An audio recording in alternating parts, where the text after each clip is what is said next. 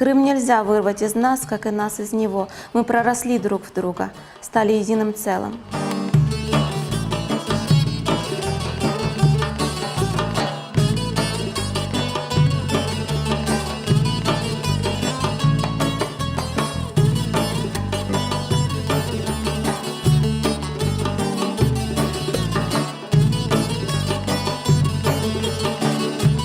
Наверное, я буду ждать их всегда.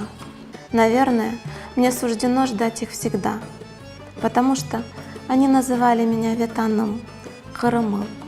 Они избаловали меня своей любовью.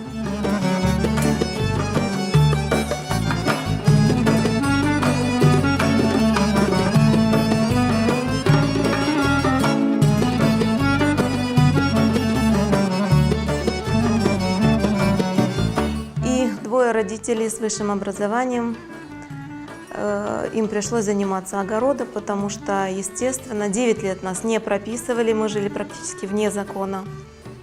Вернее, нас не прописывали 11 лет, а 9 лет мои родители были без работы.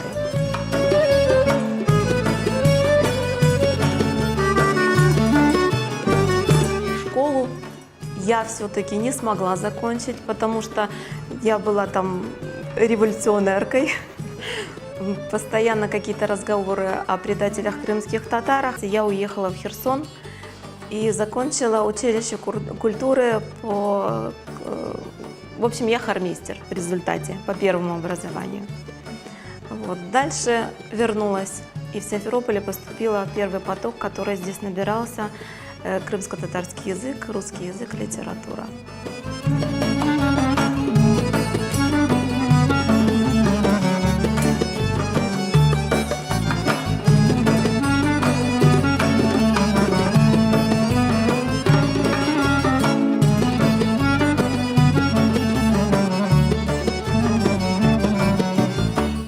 Творчество – это то, что постоянно стучится и не дает спокойно жить. То есть я не могу заснуть, я не могу спокойно идти по улице, пока вот что-то стучится мне в голову, откуда-то берутся какие-то образы, и мне их нужно, вот пока они не лягут на бумагу, пока они не лягут в компьютере, не перейдут в какой-то текст, они не отстают.